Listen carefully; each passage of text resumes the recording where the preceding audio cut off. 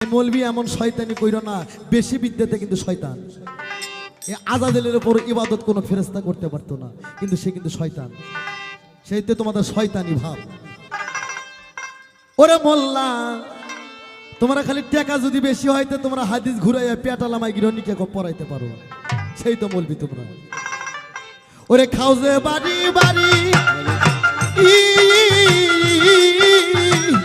হেতু গোসার মিষ্টি খাওয়া রয় কোন সরাই জারি রে সাত গায়ের পাট নাই না মোল্লা রে।